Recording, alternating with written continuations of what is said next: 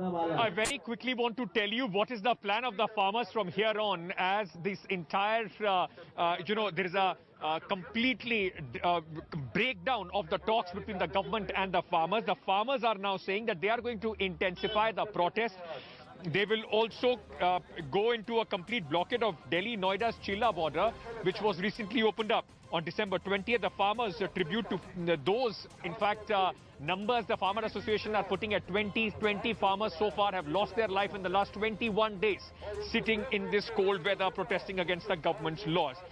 Meanwhile, what is the government's offer as far as the farmers are concerned? The government proposes amendments in the farm laws, written assurance on the MSP procurement, same tax rate for the APMCs, and free market, farmers' courts for dispute resolution, registration, verification for traders must, and farmers won't lose land if the contractors default on the loans.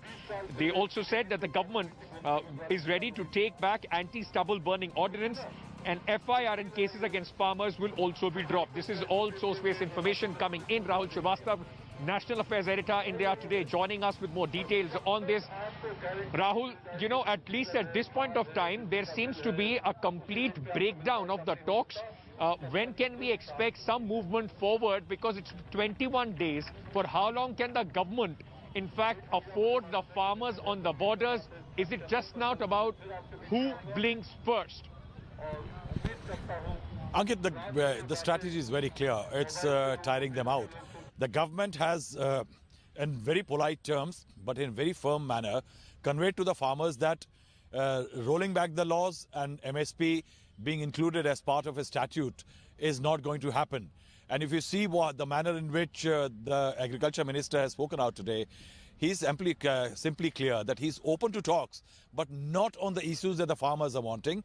It's on the terms that the government wants. It's ready to explain all the merits of the three laws which have been created. Now, this creates an impasse.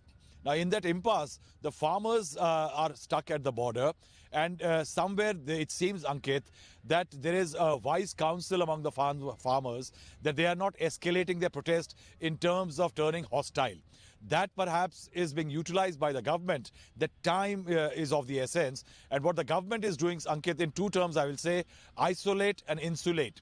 Isolating is by talking to unions which are not participating in the protest, trying to create an impression that it is a localized kind of a protest with certain farm unions and certain political affiliations which are part of the strike. The second is, for example, the government announced certain measures today. Now, the measures are largely for sugarcane growers, in which sugarcane growers sugar mills will get certain amount of incentive, which will be used by mills to pay off the sugarcane farmer dues. Now, that helps the government to isolate the farmers who are from UP, Maharashtra and others. Insulate is the one to attempt to ensure that other unions across the country don't join in.